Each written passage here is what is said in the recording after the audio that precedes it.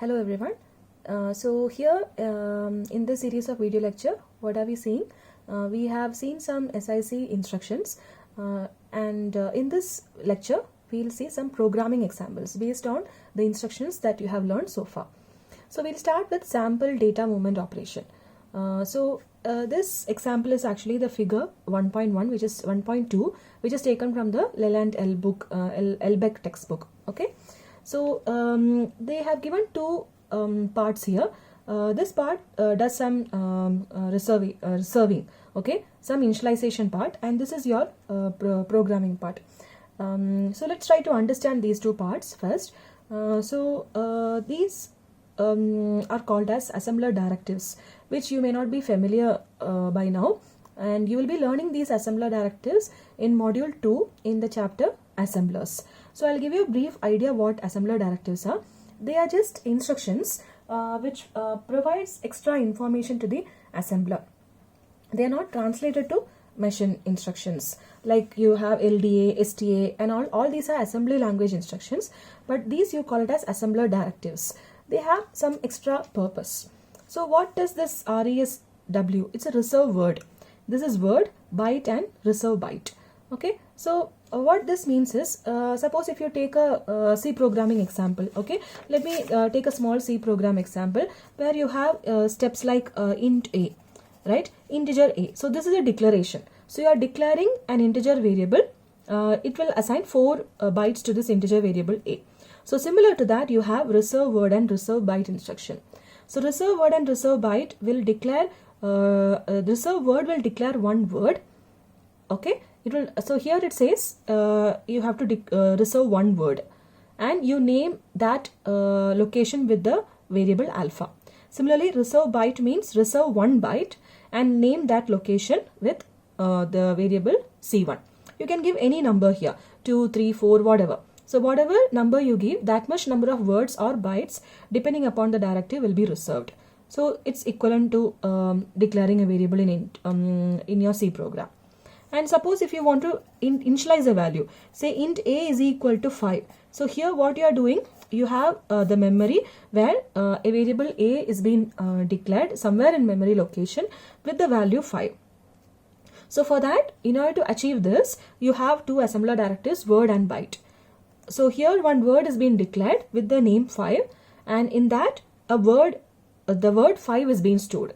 So it will take 5 words. Okay, 5 words will be used in order to store this word 5. One word is equivalent to 3 bytes. So it will take it will store the value 5 in that location which is named after 5. And then you have byte. So byte is, it will reserve 1 byte, and then whatever character you are giving here, that will be stored in that location. Okay, you are reserving 1 byte. So this is 3 bytes. This is 1 byte, and in that location you are naming it as CHARZ. So that's what this part means. So here with this declarations, what happens in your somewhere in your memory? Okay, let me take this is your memory. So somewhere you are reserving one word in the location alpha. Here one word is being reserved. There is no value is being written, just one word is being reserved. So one word means you have 3 bytes. So say starting from location 1000, 1001 and 1002. So 1000, 1001 and 1002. 3 bytes will be reserved for alpha. Then you are reserved, this is 5, word 5 means somewhere in location, okay, somewhere in memory. It is named after the variable 5. There again you are storing the number 5, which is a word. So that also takes 3 bytes. This also takes 3 bytes because it's the word. So 5 will be stored in 3 byte locations. Suppose if this location is 2000, so 2001, 2002. All these 3 locations, the word 5 will be stored. Then somewhere in memory, you have a byte. So this byte takes a single byte of memory. Okay, so it is the location is CHARZ, and it stores a character Z. It stores a character Z inside this location. Now this will take only 1 byte, and then you are just reserving a byte. okay, somewhere in memory, which is called as C1. We don't know what value is being stored inside this. It is just reserving 1 byte. So reserve byte will only reserve a location. Word and byte will reserve as well as initialize values. So this is what happens with these declarations. Now let us look at the program. So here in the program you have LDA5. So we have already seen LDA, right? What does LDA do? LDA is you load from the memory location to accumulator. So the whatever value is there in the location 5, that is being loaded to accumulator. So what is there in the location 5? In the location 5, this is the location 5. You have the value 5. So what happens? Now accumulator contains, suppose if this is accumulator now contains the value 5. Then store A. So store A means STA alpha means from accumulator store the content to the location alpha. That's what it means, right? So accumulator contains 5. Store it in the location alpha. Alpha doesn't contain anything now.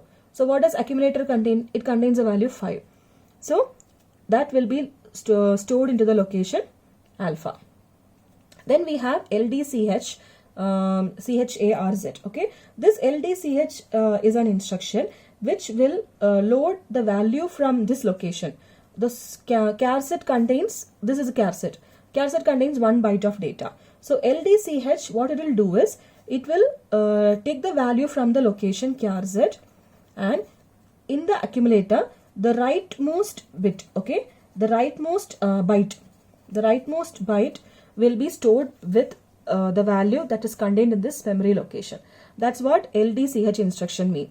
So accumulator is 3 bytes in size, right? So you have say if this is accumulator, this is your accumulator, you have 3 bytes. So this is your 0th byte, first byte and second byte. So the rightmost byte will be stored with the character contained in the location char set. Char set contains Z. Remaining here you are not loading anything. It will contain some null value. So that's what this instruction means, LDCH. And then finally, what are you doing? STCH. So what STCH again, what it will do is from the accumulator, the rightmost byte will be taken. Okay, the rightmost byte will be taken from accumulator and it will be stored into the location C1, given in the location C1. So the rightmost byte is Z. So that Z value will be taken and it will be stored in the location C1.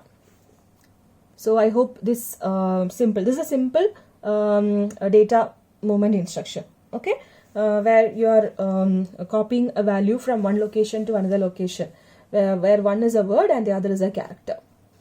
Now let us look at this example. Another example. Okay, sample arithmetic operation. So here you have arithmetic operations coming. Add, subtract, add and subtract mainly. So in this arithmetic operation, here you have some declarations. So just try to understand what this means. You have one word. So word means it will declare as well as initialize. So somewhere in memory, okay, so this is your memory. Then location is named as 1, and then it's reserving 1 word which is 3 bytes, right? 1 word 3 bytes and shows a value 1 to it, to this location. Then you have reserve word, reserve word, reserve word, reserve word. So all these locations are only reserving some 1 word. So here it says reserve 1 word for each of these locations. So somewhere in memory, what happens for alpha, beta, then for gamma, delta. So and increment. So you have one more increment. So for all these, okay, I have only written the short form here: alpha, beta, gamma, delta, and increment. 1 word or 3 bytes. 3 bytes is being reserved for each of these locations, or 1 word. Okay, we are not storing anything in it. Now here LDA alpha. So you are familiar with LDA instruction. Load the content from the location alpha. So whatever is there in alpha, load it in accumulator. So here we have not stored anything in alpha. You can modify this program in such a way that you reserve a word as well as you load something in alpha. So whatever is there in alpha will be written to A with this instruction. And then you have add increment.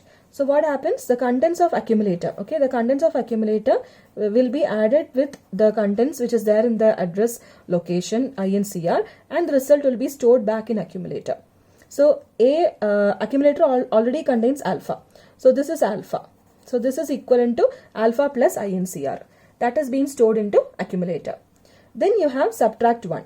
So subtract 1, the contents of accumulator, okay, the contents of accumulator will be subtracted with the value that is contained in the location 1.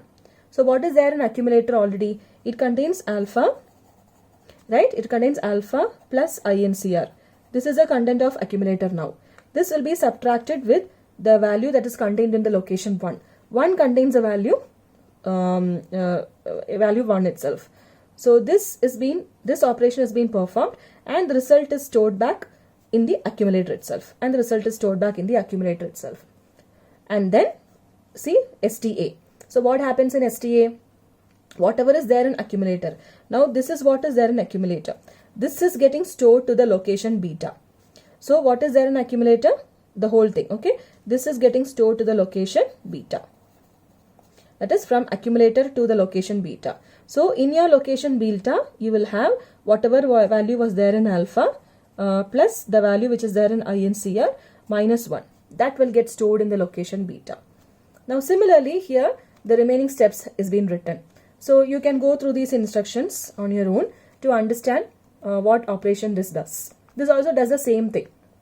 It will take the contents from gamma, it will add it with INCR, subtract it with 1 and store it in delta.